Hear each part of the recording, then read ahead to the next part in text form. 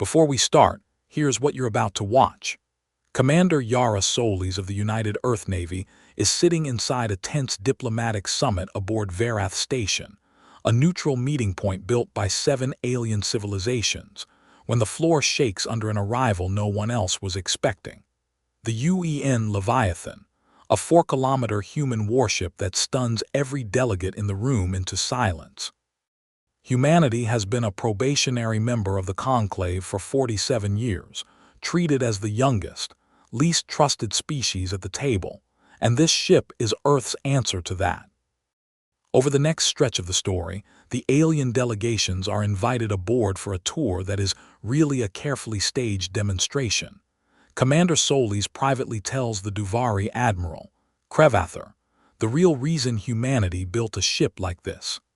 A near-catastrophic first-contact mistake that almost got Earth destroyed by 3 Duvari warships 47 years ago. Then a decommissioned mining station is secretly weaponized by a hostile faction inside the Esrathkai Consortium and opens fire on a Duvari shuttle, and Solis has 11 seconds to decide how to respond without starting a war. What she does with that ship, and what she doesn't do, becomes the moment that finally changes how the galaxy sees humanity. Stick around, because this story earns every second of its ending. Let's get into it. The station shook before anyone gave an order. I felt it through my boots first, a low vibration that traveled up through the deck plating of Varath Station's diplomatic wing and settled somewhere in my chest.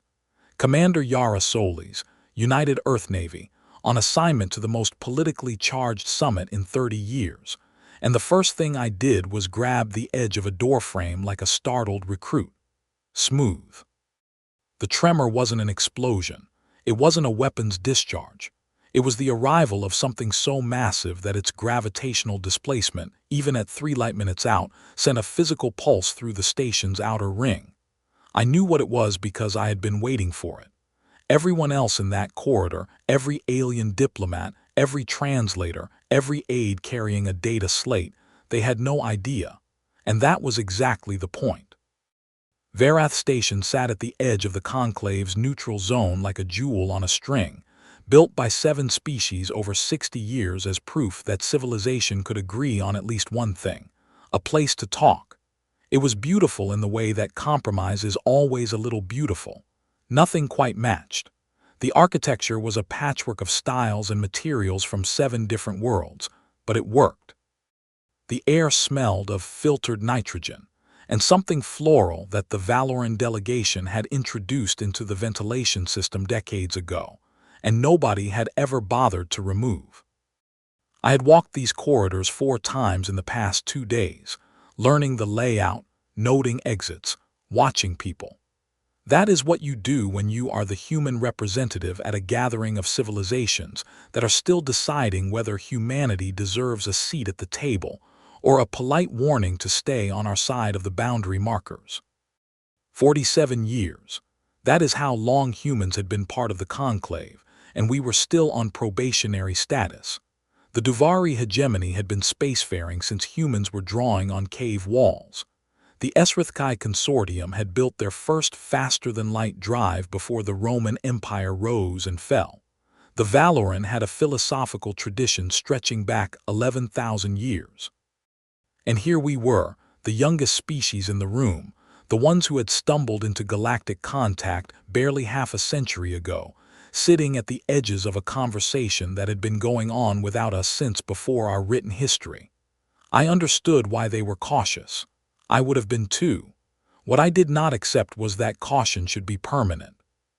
The diplomatic hall was the heart of Varath Station, a circular chamber large enough to hold 300 beings comfortably, with translation nodes embedded in the ceiling and walls, so that every word spoken in any registered language was converted instantly, and delivered as a soft whisper through the earpiece of every delegate present.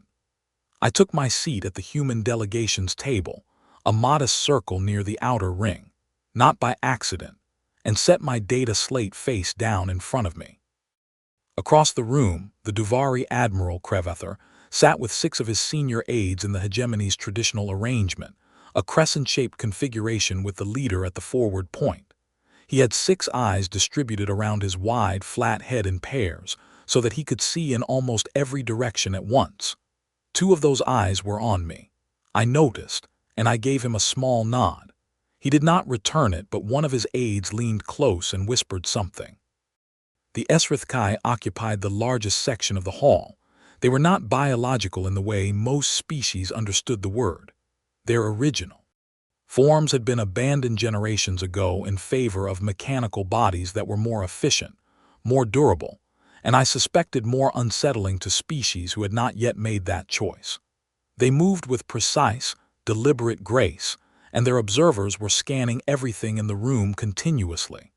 I knew because my earpiece picked up the faint electromagnetic signature of their passive sensors every few seconds, like a quiet heartbeat. The Valorans sat in the far arc, 7 of them draped in gray and pale gold, almost motionless. They communicated partly in sound and partly in color shifts across the bioluminescent patches on their upper bodies, which meant that half of every conversation they had was invisible to any species relying solely on audio translation. They had spoken exactly 12 words to the human delegation over 2 days of preliminary sessions. 11 of those words were protocol greetings. The 12th was the word careful, offered without context by their eldest representative as she passed me in a corridor. I had been thinking about that word ever since. The session opened with the conclave's formal moderator, a Duvari diplomat named Yara Solis, who had held the position for longer than most humans had been alive, reciting the 7-point covenant of the neutral zone.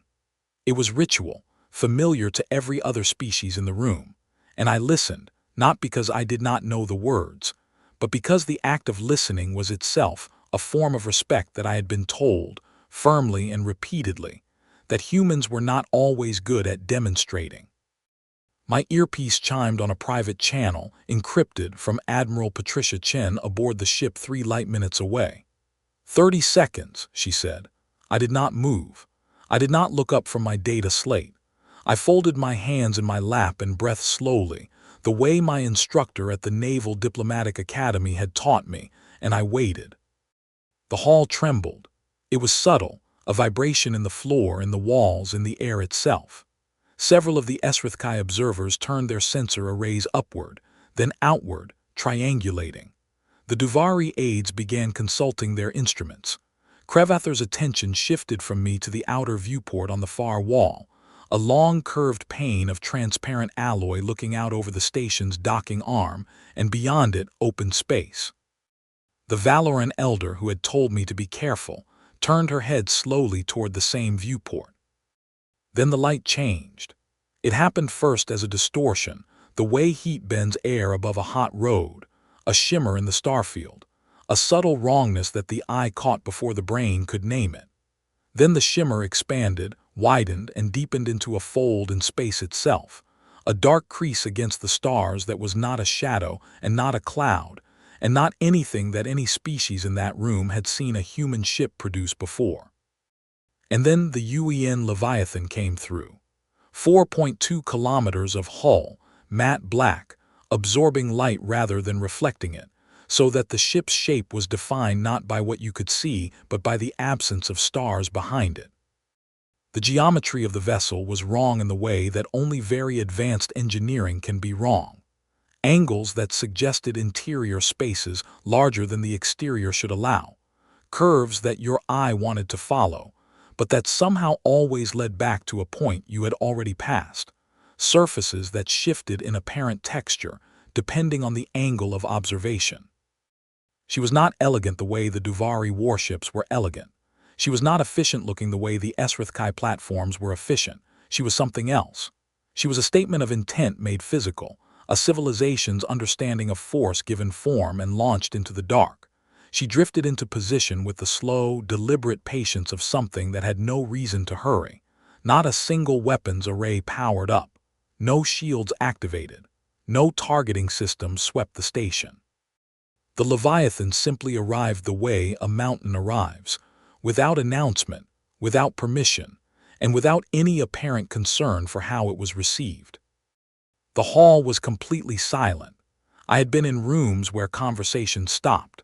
I had been in moments of genuine surprise, but I had never been in a space where 300 beings from 7 civilizations, beings who had seen wars and wonders and the deaths of stars, went so thoroughly, so completely, and so utterly still.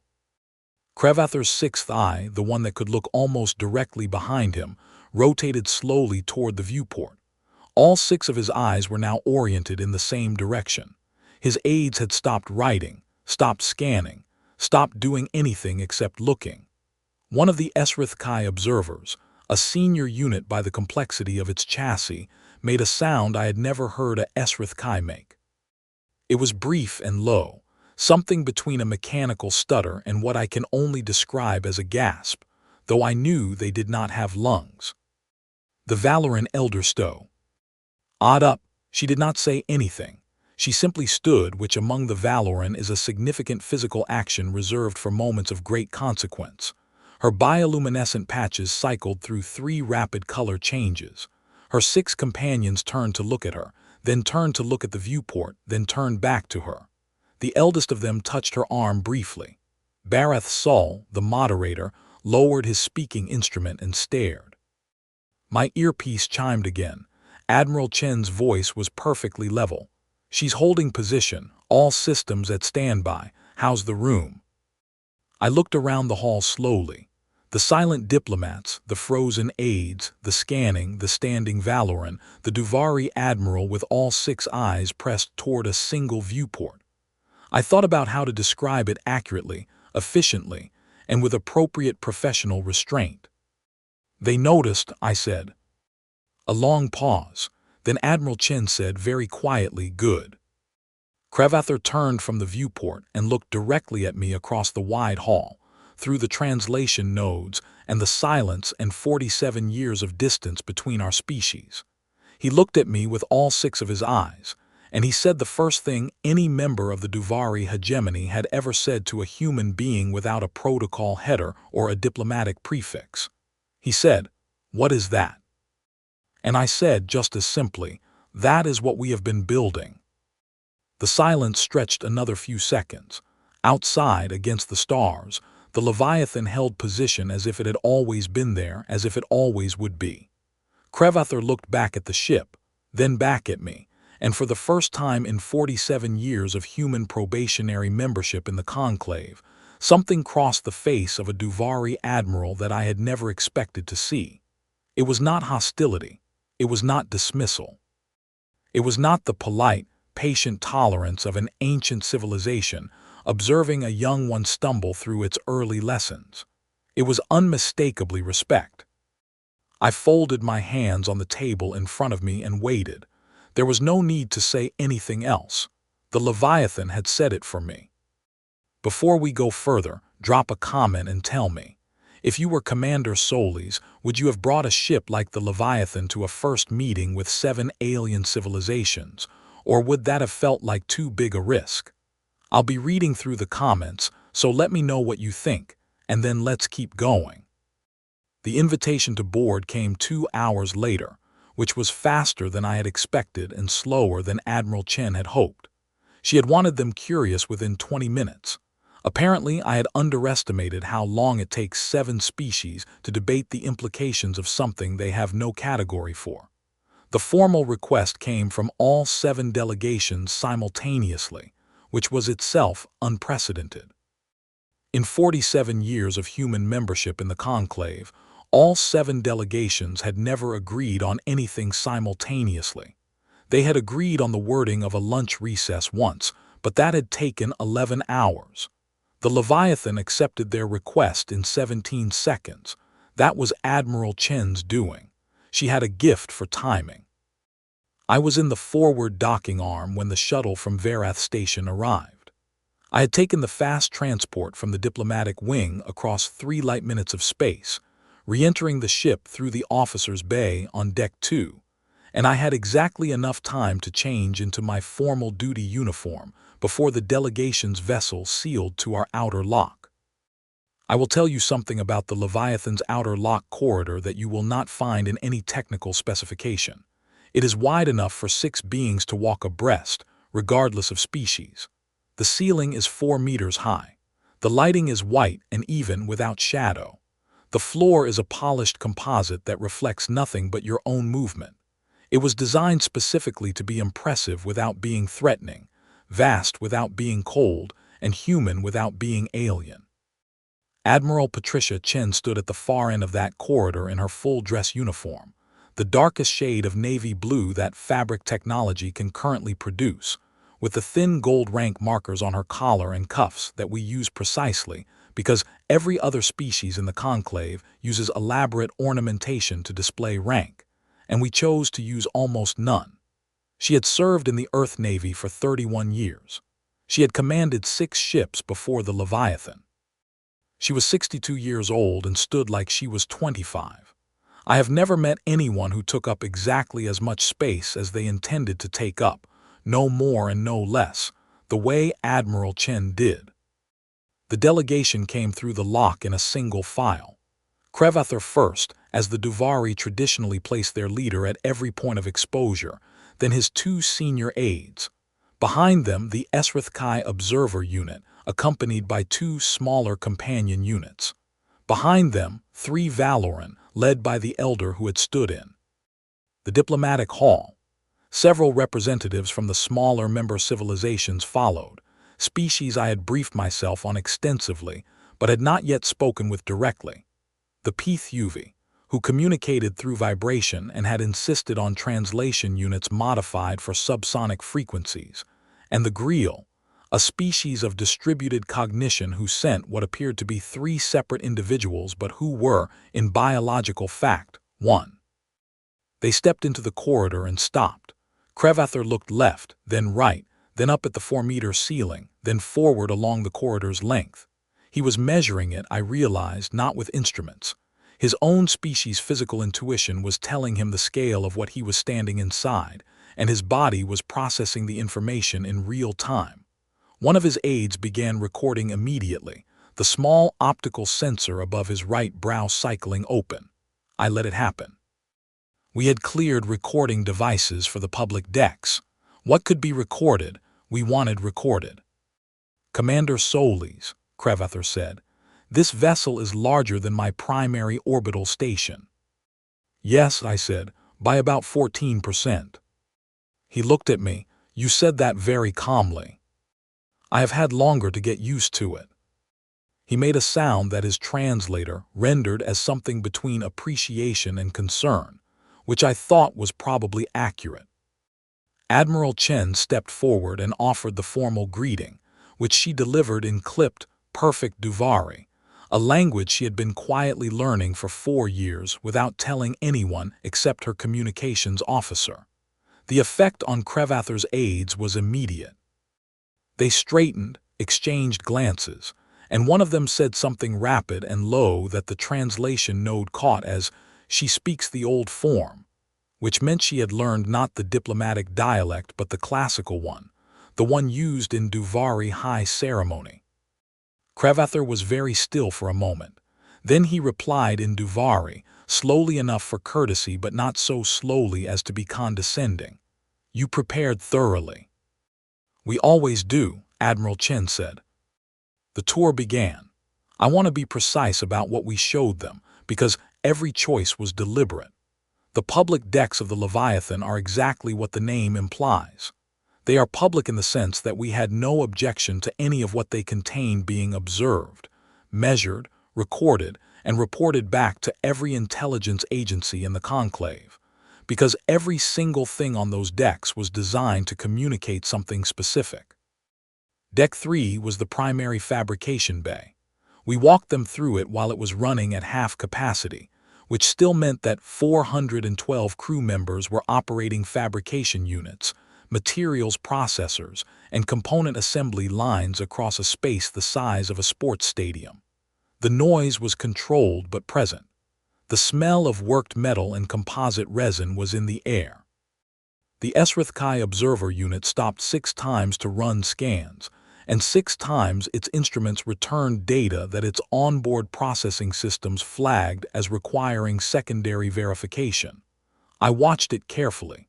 The flagging behavior was interesting. The Esrith Kai were not getting false readings. They were getting accurate readings that their systems were having trouble categorizing, because the materials we were using to fabricate replacement components for the Leviathan's secondary hull sections were alloys that did not appear in any conclave materials registry. Not because we had hidden them, but because we had developed them ourselves in the past 11 years and had not yet filed the standard technical disclosure that the conclave required of new materials with defensive applications. We would file it. The deadline was still 4 months away. Krevather noticed the Esrith Kai unit's difficulty before I pointed it out. He paused beside it and watched its scanning cycle repeat for the 3rd time, then looked at me with the quiet attention of someone assembling a picture. "New materials," he said. "Relatively," I said. "How new?" 11 years. He processed that. The Duvari had been refining their primary hull composites for centuries. The idea that a species in probationary membership had independently developed unregistered alloys in just over a decade was clearly doing something complicated to his internal model of humanity. "You have been very busy," he said. "We are a young species," I said. "We are still in the habit of trying things." We moved on to Deck 7, which was the primary engineering section for the quantum fold drive. I will be honest, this was the most carefully staged part of the tour because the quantum fold drive is the centerpiece of everything the Leviathan represents, and we wanted them to see exactly what we wanted them to see and nothing more or less. What they saw was the outer housing. It was, by any measure, an extraordinary piece of engineering. The housing unit alone stood 40 meters high and occupied a chamber nearly 100 meters in diameter, kept at a constant temperature of -42 degrees to maintain the field coherence of the suppression lattice surrounding the actual drive mechanism. The surface of the housing was smooth and featureless, except for a faint iridescent shimmer that moved slowly across it in patterns that changed every few seconds, like the surface of a soap bubble caught in slow light. The Esrith Kai observer unit aimed every sensor it possessed at that housing for 11 continuous minutes. It got nothing useful.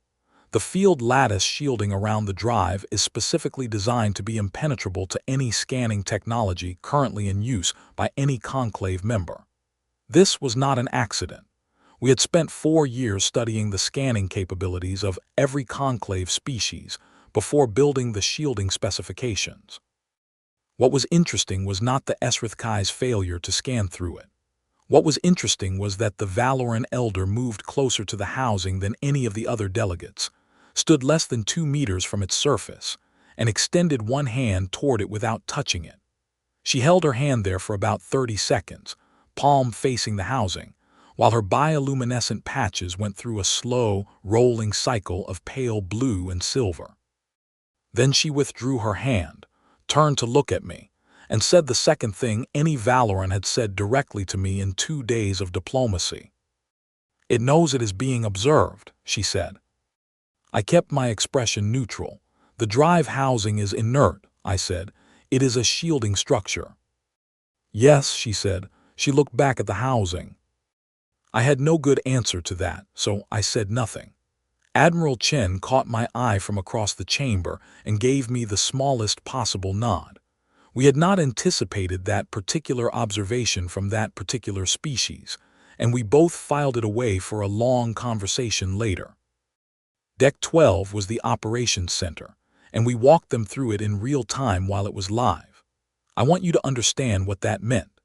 The operations center of the Leviathan, while the ship is at standby, is running 41 concurrent data streams, monitoring everything from structural integrity readings across 4 kilometers of hull to navigational hazard tracking for the surrounding 6 light tower radius to crew biological monitoring systems for 4,012 people. The displays were active. The crew were at their stations. Everything was real. Krevather stood in the center of the room and turned slowly, taking in the scale of the operation. And then he did something I had not expected. He stopped turning, stayed perfectly still, and simply watched a single crew member at her station, a young navigator named Laura Griffith, 23 years old, from a small coastal town in Australia, who had been on the Leviathan for 8 months. Laura was tracking a minor debris field in the outer system using passive sensor data and running predictive models on its trajectory. She was completely absorbed in her work. She did not notice Crevather watching her, or if she did, she gave no sign of it, because she was a professional and she had been told that the tour would be passing through and that normal work should continue normally. Crevather watched her for 2 full minutes. Then he said, quietly enough that only I caught it, "How old is she?" 23, I said. Another pause, and she operates this system alone. She is one of 4 navigators on this shift, I said. She is the junior member of her team. He looked at her for a moment longer, then looked at me, and there was something in his expression I had not seen before on a Duvari face. I had studied Duvari facial expressions as part of my preparation. I knew what skepticism looked like on that physiology and dismissal and formal courtesy, and the particular flatness that indicated deep political calculation. What I was seeing now was none of those things. I believed it was something close to wonder. We continued through the public decks. The medical wing, large enough to serve a small city, which the PTHUV representative measured obsessively with their personal instruments. The secondary communications array, which operated on frequencies that overlapped with but did not duplicate the standard conclave communication bands. The materials testing laboratory on Deck 15, where 3 researchers were mid-experiment and cheerfully explained their work to whoever asked, without pausing or tidying anything, because Admiral Chen had specifically told them not to. She wanted the aliens to see scientists in the middle of being scientists, rather than scientists performing a demonstration. And then we reached the part of the tour I had been most curious to observe. Deck 16 was the crew cafeteria, 3 decks of it, because one deck was not large enough for 4,000 people on rotating shifts. So we had built 3 connect D levels with an open central atrium, and we ran them continuously, 24 hours a day, 7 days a week, with hot food from 26 Earth cuisines available at any time of day or night. The smell hit first. Bread baking, something with garlic and tomato. A dessert station doing something with caramelized sugar that produced a warm golden cloud drifting through the atrium's air circulation. The sound came next. Hundreds of crew members eating, talking, laughing at someone's joke 2 tables over, arguing cheerfully about something on a news screen, the scrape of chairs, the clatter of utensils, the particular alive noise of human beings being human beings together. Crevather stopped walking. He stood at the entry to the first level of the cafeteria and looked at the room. His aide stopped behind him. The Esrithkai unit stopped. The Valoran elder stopped. Everyone stopped. And Crevather just looked. For a long time he simply watched the crew of the UEN Leviathan eat lunch. A crew member at a nearby table looked up, registered the unusual visitors with mild curiosity, and gave a small nod before returning to her conversation. Nobody stared. Nobody stopped what they were doing. They were having lunch. That was what they did at lunch. I did not say anything. Admiral Chen did not say anything. We let the room speak. After what I estimated was 3 full minutes, Crevather turned to look at me, and in a voice quieter than any tone I had heard him use, he said, "You feed them well." "We try to," I said. He looked back at the cafeteria. "On my warships," he said, "the crew receives a nutritional supplement, efficient, complete, precisely formulated." He paused. "We have never considered that efficiency might not be the point." I thought about what to say. I thought about the 47 years of probationary membership, the 12 words from the Valoran, the Esrithkai instruments hitting their limits, the young navigator from Australia who did not know an ancient admiral was watching her. I thought about what we had built, and what we had built it for, and why. "The ship is the weapon," I said. "The crew is the reason." Crevather was quiet for a long time. Then he said, I would like to speak with you privately, Commander, this evening, if that is acceptable. Yes, I said. Naturally, I said yes. Outside, in the space the station's viewports looked into, the Leviathan held its position against the stars, patient, present, waiting, the way things wait when they already know that time is on their side. He came alone, which surprised me. Crevather, First Admiral of the Duvari Hegemony, Supreme Commander of the most powerful naval force in the Conclave's northern reaches, arrived at the door of my meeting room on Deck 8 with no aides, no security detail, and no recording equipment. I had checked. The passive sensors in the corridor confirmed it. I had 2 chairs and a small table with water and a selection of earth beverages that my steward, a quietly efficient young man named Owen Hale, had arranged with the kind of careful attention that suggested he knew this meeting mattered without having been told. Owen was 28, from a harbor city in the north of England, and he had a gift for understanding situations without requiring explanations. Crevather entered the room and looked at the chairs. "May I sit?" he said. "Please," I said. He sat. The chair was built for human proportions, and he was not built for human proportions, but he settled into it with the ease of someone who had spent a long career being comfortable in uncomfortable places. He looked at the selection of beverages, and I explained what each one was, and he chose the tea, which I thought was either a very good sign or a very studied choice, and I decided not to try to determine which. "You do not ask me why I came alone," he said. "I assumed you would tell me when you were ready." He considered this. "Among the Duvari," he said, "a leader who comes alone to a meeting signals one of 2 things. Either extreme contempt for the other party, a statement that they are not worth the effort of protection, or extreme sincerity, a willingness to be vulnerable. That, in our culture, is a form of very serious respect." "Which is this?" I asked. "I think you know," he said. I did. I picked up my own cup of tea and waited. Crevather looked at the wall for a moment, as if organizing something inside himself. Then he turned his full attention to me, all 6 eyes, a level of direct focus his species used only in circumstances of complete honesty. "Why?" he asked, just that one word. I had prepared for this question. I had prepared 3 versions of an answer, a diplomatic one, a technical one, and an honest one. I had always intended to use the honest one, but standing in front of the preparation was different from sitting in front of the actual question. "Because we almost did not survive," I said. He did not respond. He waited.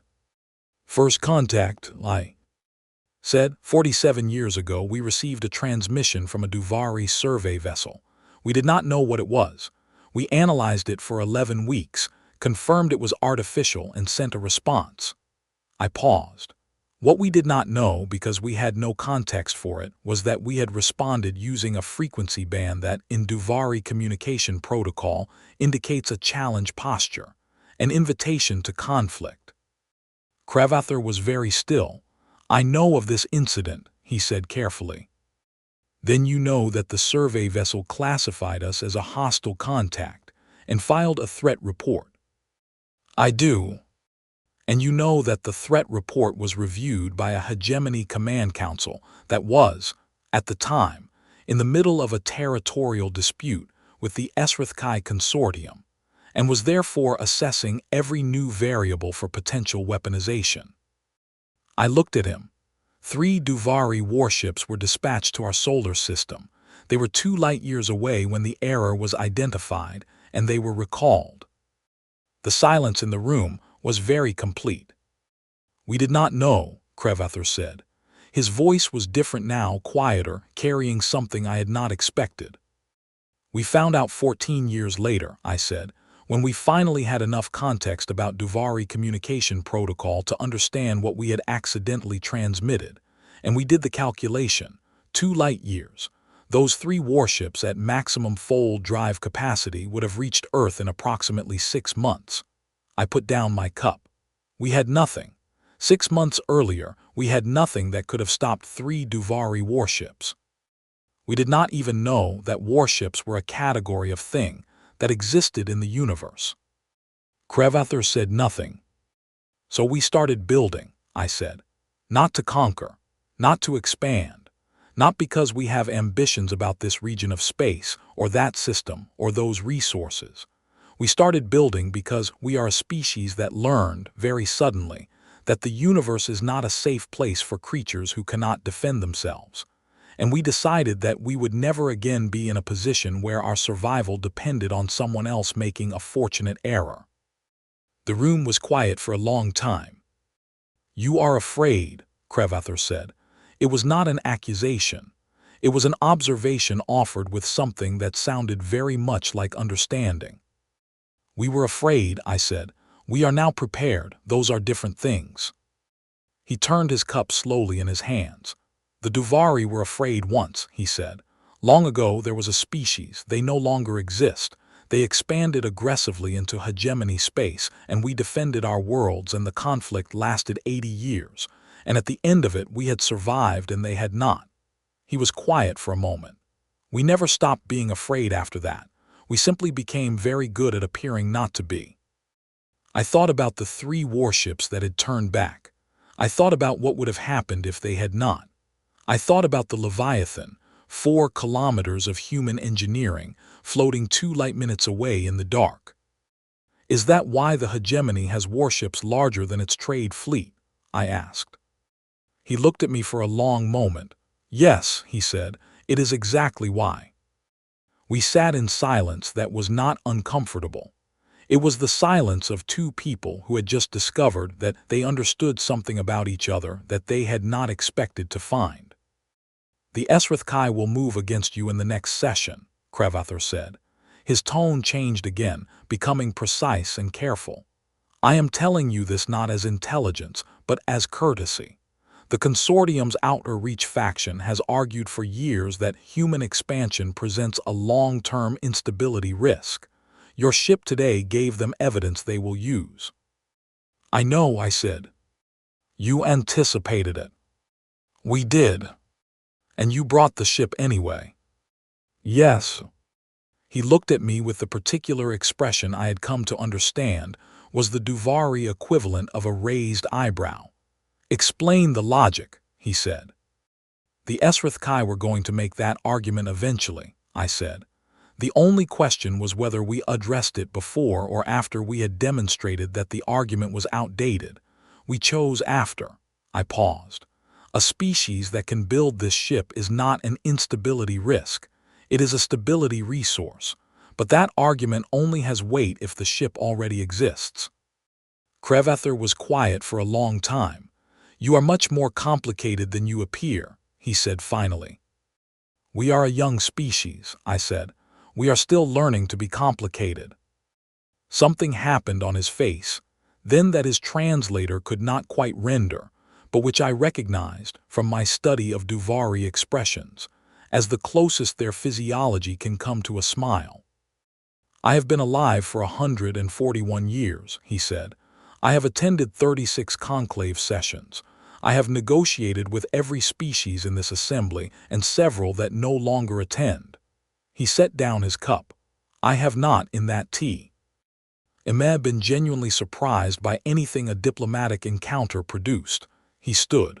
I was today. I walked him to the door. He paused before leaving, turned back and looked at me with that full six-eyed directness. "The Esrath Kai will not be the only ones watching you closely," he said. "I will also be watching you closely." A pause, "but for different reasons." He left. I stood in the doorway for a moment, listening to the quiet sounds of the Leviathan around me. The deep, barely audible hum of systems at standby, the distant rhythm of the ship's circulation fans, the footsteps of a crew member somewhere in the corridor above. 4,000 people. A ship 4 kilometers long. An empire's attention. I went back inside and sent a short message to Admiral Chen. He told me about the Esrath Kai, I wrote. The conversation went well. She replied in 30 seconds, define well. He said he was not surprised until today, I wrote. The response took a little longer this time. Good enough, she wrote. Get some sleep. Tomorrow will be complicated. If you're still with me at this point, you already know this story is building towards something. Let me know down in the comments where you think this is headed, and whether you think the Esrith Kai's move is going to be political or something more dangerous. I'll check back in after this next part. The alarm came at 3 in the morning ship time. I was awake before the second pulse, sitting up in my bunk in the dark, with the particular clarity the body reserves for moments when it knows that sleep is no longer an option. My earpiece was already active, Chen's voice cutting through the quiet with the flat, controlled tone she used when the situation was serious, and she needed everyone around her to remain calm. Commander Solis, bridge, now. I was dressed and moving in 90 seconds. The bridge of the Leviathan was the highest point of the command structure, a wide, curved room at the forward end of the ship with displays covering 3 walls and a central command platform elevated 2 steps above the main floor. When I came through the door, every station was occupied and every display was live, and the atmosphere was that specific kind of controlled tension that a well-trained crew produces when something has gone wrong, and they are in the process of making it right. Admiral Chen was at the command platform, standing in front of the main tactical display, which showed a 3-dimensional map of the Verath system. There was a red marker in the outer belt, approximately 4.7 astronomical units from the station. Beside it, a yellow marker. The yellow marker was moving. "Sitrep," I said, stepping up beside her. "Decommissioned Esrith Kai mining station, registered as Platform Keth 7, said Lieutenant Commander Marcus Webb, the ship's tactical officer, a tall, quiet man from northern Canada who had the useful quality of never sounding alarmed, even when he clearly was. Station was flagged as a navigational hazard 6 months ago. No power signature, no life signs, no active systems. Standard derelict notation." He touched a control. A new line appeared on the display. 19 minutes ago, it came back online. I looked at the display. Define online. Full power activation, communications array, sensor suite. He paused for a fraction of a second. Weapons systems. The yellow marker was the Duvari diplomatic shuttle, carrying Krevather's senior aide and 3 junior members of the hegemony delegation. It had departed Verath Station approximately 40 minutes ago, heading for the hegemony's primary observation vessel, which was holding position in the outer system. Standard transit, pre-filed flight plan, crew of 8+ passengers. The shuttle had been hit 14 minutes ago. Non-critical damage to the port drive assembly. Currently adrift. I looked at the tactical display and processed everything it was telling me. The mining station had been armed and activated. It had fired on a Duvari shuttle. The shuttle was adrift in the outer belt. At Verath Station, I could see on the secondary display every fleet was reading the same data we were. The Duvari warships were already powering their weapons. The Esrith Kai observation platforms were going to full active scan. And the communications channels between all 7 delegations were lighting up with the kind of rapid, overlapping traffic that happens when nobody is sure who started something, but everyone is sure that someone did. 7 armed fleets in a neutral zone, a burning shuttle, and a weapon station that should not exist. Admiral Chen turned to me. "You have the con, Commander." I stepped to the command platform. "Marcus, time to weapons range for the station." "We are already in weapons range," he said. "We have been since the station came online. It is within the operational radius of our quantum fold lance at current ship position." "What is the station targeting?" "Passive scan suggests it is cycling through Mult." "Ipple acquisition locks, the shuttle, the station." Marcus checked his display. "Us." A station that had been asleep for 6 months, with weapons systems the Conclave Registry said it did not have, in a location that put it perfectly positioned to fire on Duvari assets and blame the resulting chaos on anyone nearby. I thought about what Krevather had told me about the Esrith Kai Outer Reach faction. I thought about the argument they had been building for years. I thought about what a 7-fleet incident in the neutral zone would do to 47 years of careful, imperfect, slowly improving relations. I had 40 seconds, maybe less. Marcus, I said, quantum fold lance minimum yield, target the station's weapons array, not the hull, not the power systems, the weapons array only. Marcus looked at me, confirmation, Commander. Confirmed, calculate for 0 debris scatter. He turned to his station. Around the bridge, I could feel the crew's attention, the focused professional intensity of people who understood exactly what was happening and exactly what they were doing. Nobody asked questions. Nobody hesitated. They had trained for this. Not this specific situation, but this kind of situation. The moment when everything moves at once and the right answer has to come from someone who has already done the thinking. Solution ready, Marcus said. 11.3-second window. Fire, I said. The Leviathan did not shudder. It did not make a dramatic sound.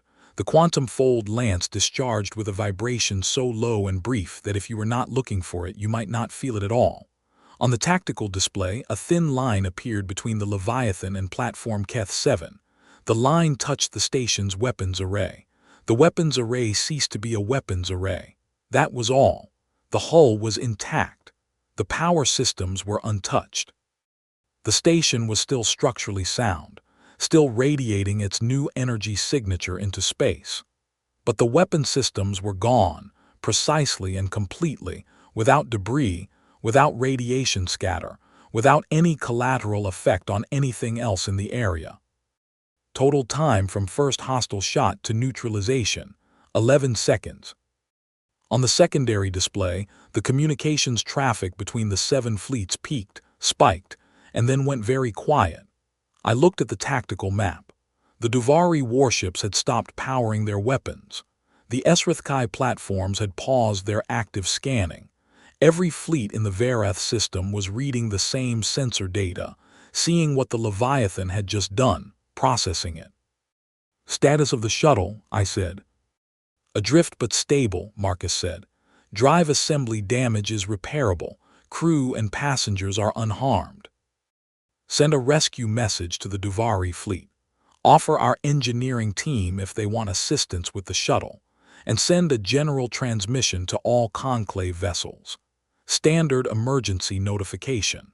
Advise that a threat has been contained, no further risk is present, and we recommend all vessels maintain current position pending conclave review.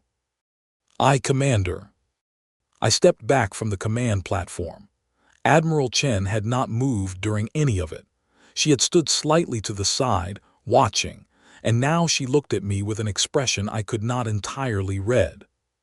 Clean shot, she said. We had the time, I said. You had about 35 seconds. I was comfortable with the margin, I said, which was not entirely true but was true enough. She almost smiled. The conclave is going to have questions. I know. The Esrathkai are going to have questions specifically. I know that too. Are you ready for them? I thought about Krevather arriving at my door with no aid and no recording equipment. I thought about the Valoran elder placing her hand near the drive housing. I thought about a young navigator from Australia who had not noticed an ancient admiral watching her. I thought about the cafeteria on deck 16, full of people having lunch. Yes, I said, I think I am. On the tactical display, the Varath system was very quiet. 7 fleets, 1 derelict station, 1 adrift shuttle, and 1 ship that had taken 11 seconds to prevent a war. The Leviathan held its position, patient, present, and waiting, just like before. The conclave went into emergency session 4 hours after the shot. I sat through the first 3 hours of it, listening to the kind of structured argument that 7 species with different communication protocols and different understandings of urgency produce when they are all trying to say the same thing in different languages at the same time. The Duvari were methodical. The Esrathkai Outer Reach representatives were predictably loud. The Valoran said very little, which I was learning was not the same as saying nothing. What emerged slowly, over those 3 hours, was a picture that nobody had expected. The weapon's activation of Platform Keth-7 had been traced, through the station's own recovered operational logs, to a remote command signal sent from a relay point inside the Esrithkai Consortium's observation platform, specifically from a communication terminal registered to an Outer Reach faction representative who had left the platform on a supply shuttle 2 hours before the station came online. The Esrithkai Consortium's main body was, to put it plainly, horrified. Not because their faction had done this, but because Krevather had spent 4 years quietly building a case around the Outer Reach Group's destabilization activities, and he had been waiting, with the patience of someone who has been alive for 141 years, for exactly the right moment to present it. That moment, it turned out, was this one. The formal presentation of evidence took 2 hours. Krevather delivered it himself, standing at the conclave speaker platform in the diplomatic hall, in front of all 7 delegations, with the methodical, unhurried precision of someone who had been preparing for exactly this conversation for a very long time. He presented communications logs, financial records, technical analyses of the station's weapons systems, which had been manufactured and installed over a period of 18 months, using components sourced through intermediaries with connections to the Outer Reach faction. He presented testimony from 3 former faction members who had agreed to cooperate in exchange for immunity from hegemony prosecution. He presented it all, and then he sat down, and the hall was quiet in a way that felt different from the quiet of the previous days. Not the quiet of shock or wonder, but the quiet of a large number of very intelligent beings processing the fact that they had just watched something very significant happen, and that they were not entirely sure which part of it was the most significant. The Esrithkai Consortium's primary delegate asked for a recess. It was granted. I stepped out of the hall during the recess and found a quiet section of corridor near a viewport. Outside, the Verath system spread in every direction, unhurried and vast. The outer belt, where Platform Keth-7 sat, was invisible at this distance, just ordinary stars. Somewhere in that direction, a Duvari shuttle was being escorted by the hegemony's repair team back toward the station. Owen Hale appeared beside me with a cup of tea. I had not seen him come, which meant he had been nearby for some time. "Thank you, Owen," I said. "Commander," he said, and disappeared again. I stood and drank my tea and looked at the stars. Admiral Chen found me 10 minutes later. She stood beside me and looked at the same viewport, and for a while neither of us said anything, because there was a lot to say and most of it could wait. "The conclave is going to vote," she said finally. "I know.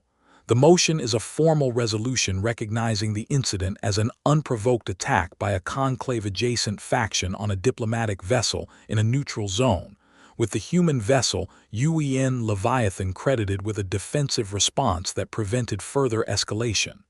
She paused. "It also includes a motion to upgrade human membership status." I looked at her. "From probationary to full recognized member," she said, "with all associated rights and responsibilities. I had not expected it to happen today.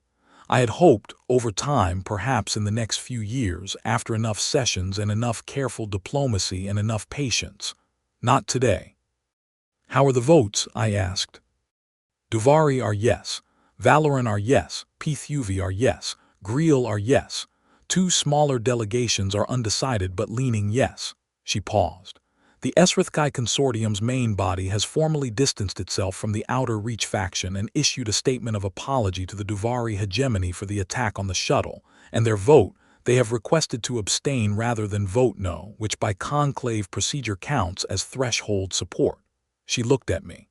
"It passes." I looked back at the stars. 47 years. A species that had almost not known it was in danger until it was nearly too late. A ship built because of 3 warships that had turned back and all the things that followed from knowing they had existed. 4,000 people having lunch on 3 decks. A young navigator from Australia doing her job in front of a 141-year-old admiral. A cup of tea in a meeting room. 11 seconds, all of it. Every piece of it. Patricia, I said. I almost never used her first name. She looked at me. We did it, I said. She was quiet for a moment. Then she said, not yet. 50 more years of being a recognized member before anyone stops watching us carefully. I know, I said, but still. She nodded once and looked back at the viewport. Quick pause before the ending because I want to hear from you.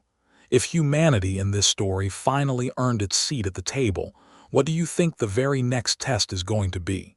Type your prediction in the comments, and if enough of you get it close, I'll pin the best guess. Now let's finish this. The formal session resumed an hour later. The vote was recorded at 5 in favor, 1 abstention by way of threshold support, and no votes against.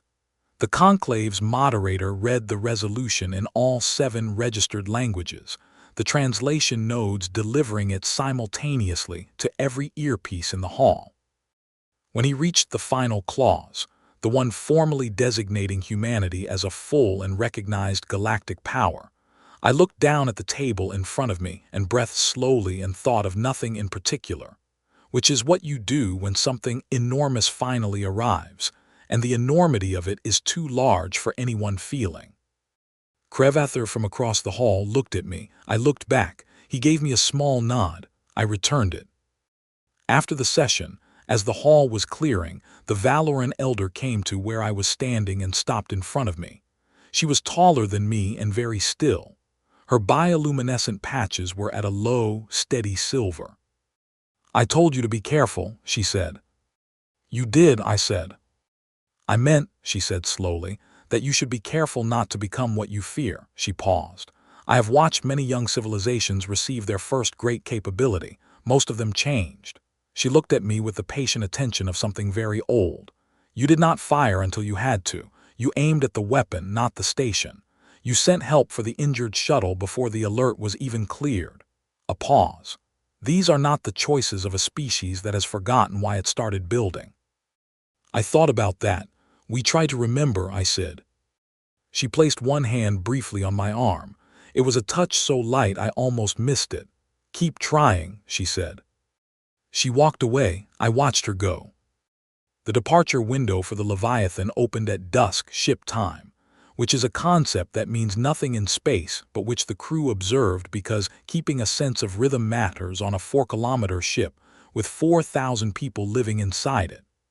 I was on the bridge for the departure sequence, standing beside Admiral Chen at the command platform, watching the final station-keeping checks run across the displays. Varath Station was visible through the forward viewports, its lights soft against the dark, its docking arms extending in every direction like the spokes of a wheel around it. The 7 fleets of the conclave were still present, some closer now, some further, but all there, all watching. I could see the Duvari warships on the tactical display, their weapons arrays cold, their attention on us in the quiet way of beings who are watching rather than threatening. I thought about what it meant to be watched like that, not with fear, not with hostility, but with the specific, careful attention of civilizations that had lived long enough to know the difference between something dangerous and something important. Navigation is ready, said the helm officer, a young man named Patrick Drummond, who had been on the Leviathan for 3 years and whose hands moved across his console with the easy confidence of someone who had made this exact preparation 100 times. Communications, Admiral Chen said. All channels clear, said the communications officer. No outgoing transmission requested. Thank you, Admiral Chen said. No outgoing transmission. Let's be quiet about this. She looked at me. I nodded. Patrick, she said, take us out. The Leviathan moved. It moved the way very large things move when they are built correctly, with a certainty that is not the same as speed, a momentum that does not need to announce itself. The station grew small in the viewports. The fleets shifted slightly in our passive tracking as we cleared the docking zone. The tactical display updated smoothly, the starfield reorganizing itself around our new position as we moved outward toward the fold point. I stood at the viewport and looked back at Varath Station for as long as it remained visible. I looked at the 7 fleets, the carefully arranged geometry of 7 civilizations in a neutral space. The lights of the diplomatic wing, where I had sat at a small table at the outer ring and waited for a tremor in the floor. I thought about the words Crevather had sent as a personal message 3 hours ago, delivered through the Duvari diplomatic channel to my personal comm. 3 sentences. His translator had rendered them as, "We have been watching the stars for 800 years. We thought we had seen everything. We were wrong. I had read the message 4 times." The fold point was 2 light minutes out. Patrick counted down the sequence with quiet efficiency, and the crew settled into their stations with the particular focused calm of people who had done this many times and knew exactly what was coming.